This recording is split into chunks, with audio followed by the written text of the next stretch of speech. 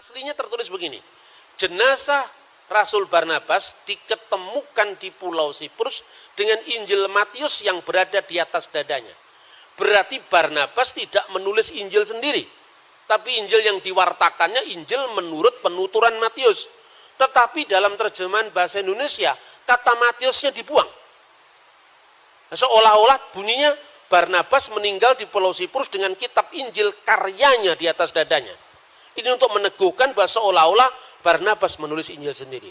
Tapi serapat-rapatnya kita menyimpan hal yang salah, terbukti juga. Inilah naskah Injil Barnabas edisi bahasa aslinya Itali.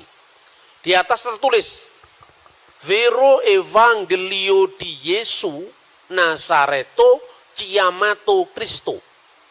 Inilah Injil yang benar dari Yesus yang disebut ya orang Nazaret yang disebut Kristo. Berarti di sini diakui Yesus adalah Kristo. Kristus itu adalah terjemahan Yunani dari bahasa Ibrani Hamasia. Bahasa Arabnya Al-Masih. Karena kata sandang definite artikel al itu di depan kalau bahasa Arab, bahasa Ibraninya ha. Bahasa Aramnya a di belakang, Mesiha. Yesua Mesiha. Mesiha Dagala, jadi Al-Masih Ad-Dajjal misalnya. Itu dari Alkitab Pesita itu. Kata Dajjal itu dari bahasa Suryani. Yesus orang Nazaret disebut Kristus. Tetapi di pasal 96 dikatakan Yesus bersumpah. Dan anehnya sumpahnya Yesus itu mirip sumpahnya Nabi Muhammad. Walladzi nafsi biyadihi. Demi dia yang diriku ada dalam genggaman tangannya. Ini tidak lazim di abad pertama. Ini sumpah yang muncul di dalam kitab hadis. Ya, zaman Yesus itu tidak ada sumpah seperti itu. Dia mengatakan demi jiwaku yang dalam genggaman tangannya, aku bukanlah Mesias. Padahal Mesias itu artinya sama dengan Kristus. Tidak mungkin orang Yahudi di abad pertama tidak mengerti kalau Mesias bahasa Ibrani itu sama dengan Kristus bahasa Yunani. Berarti penulisnya masih bukan orang Yahudi di abad pertama. Kemudian kesalahan geografis. Digambarkan terlalu fatal.